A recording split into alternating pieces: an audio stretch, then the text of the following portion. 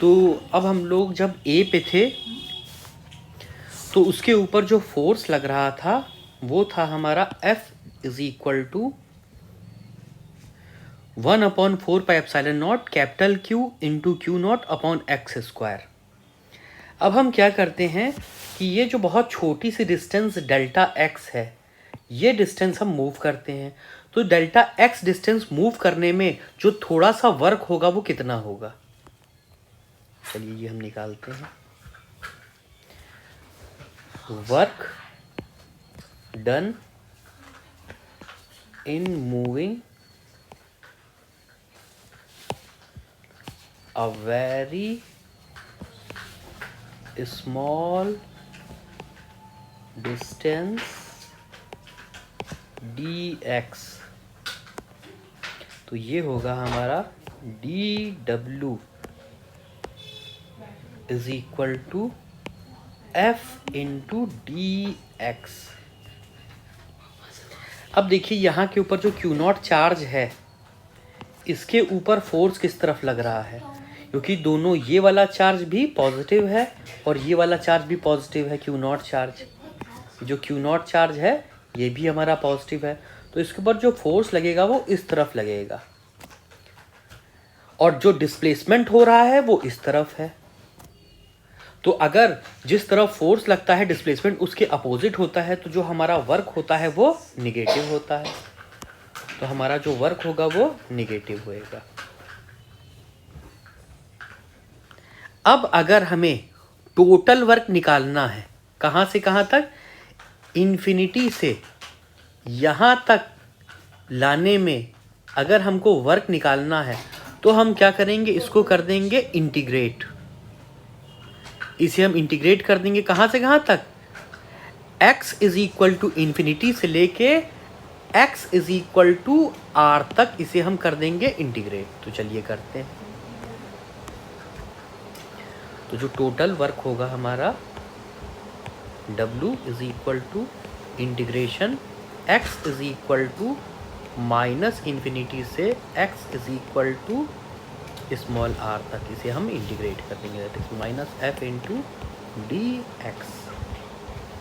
अब हम यहाँ से इस जगह से f की वैल्यू उठा के इस इक्वेशन में पुट कर देते हैं और इसको सॉल्व कर लेते हैं। तो ये आया हमारा W is equal to, minus बाहर ले लो, इंटीग्रेशन f की वैल्यू है 1/4πε0 Q into Q0 upon X square into dx। ये आया हमारा एक्सप्रेशन। अब इसमें से जो जो चीज़ें कांस्टेंट है वो हम बाहर ले लेते हैं, -1/4πε0 कैपिटल Q इंटू Q0, इसको बाहर ले लिया और अंदर बचा 1/x² इंटू dx, ये बचा हमारा। तो यहाँ पे अब हम इसको सॉल्व करेंगे तो -1/4πε0 Q इंटू Q0 और ये आएगा x की पावर -1 अपॉन -1 और लिमिट हमारी कहाँ से कहाँ तक, इन्फिनिटी से स्मॉल r तक। अब हम लिमिट पुट कर देंगे तो -1/4πε0 कैपिटल Q स्मॉल q और ये हो जाएगा हमारा इन्फिनिटी की पावर -1 और ये माइनस, ये वाला जो माइनस है इसको अगले स्टेप में बाहर ले आते हैं तो ये वहाँ पे प्लस हो जाएगा और ये हो जाएगा माइनस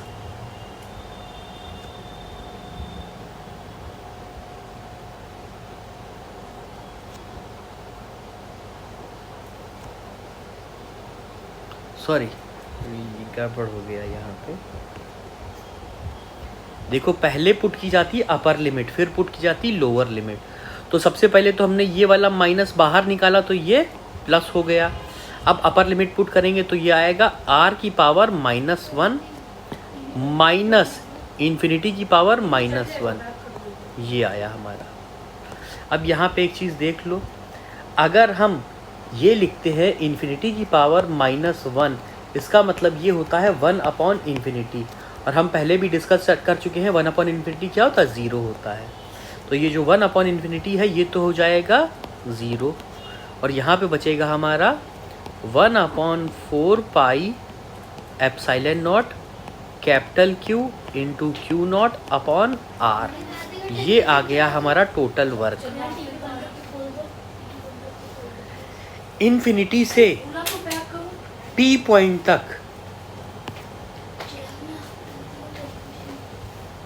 इन्फिनिटी से P पॉइंट तक लाने में जो हमारा वर्क हुआ है वो ये निकला है, ये हमारा वर्क है।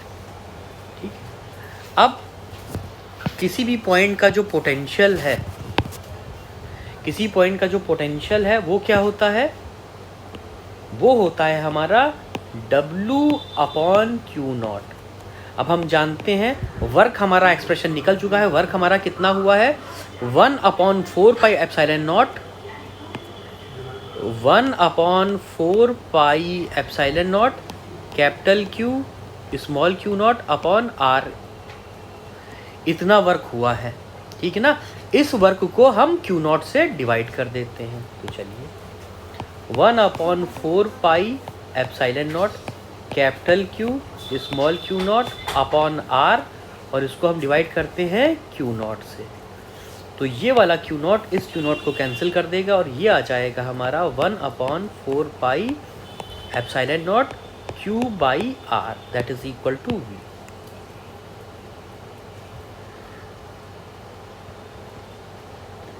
तो ये जो हमारा है ये पॉइंट,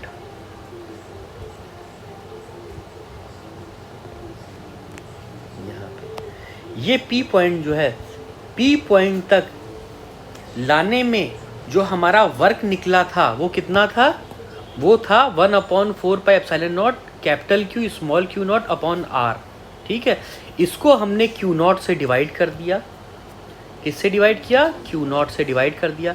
जब हमने Q0 से डिवाइड किया तो ये हमारा कैंसिल हो गया। ठीक है, और जब हम इसको Q0 से डिवाइड कर देते हैं तो ये हमारा क्या बन जाता है, इस पॉइंट का इलेक्ट्रिक पोटेंशियल। तो ये आ गया हमारा P पॉइंट का इलेक्ट्रिक पोटेंशियल का फॉर्मूला। तो अगर हम एक चार्ज लेते हैं, यहाँ पे एक हमारा चार्ज है, ठीक है, और इससे R दूरी पे एक पॉइंट P है। ठीक है, तो इस P पॉइंट का जो पोटेंशियल होगा उसका फॉर्मूला होगा 1/4 एप्सिलॉन नॉट Q/R। ये अभी अभी हम लोगों ने डराइव किया है।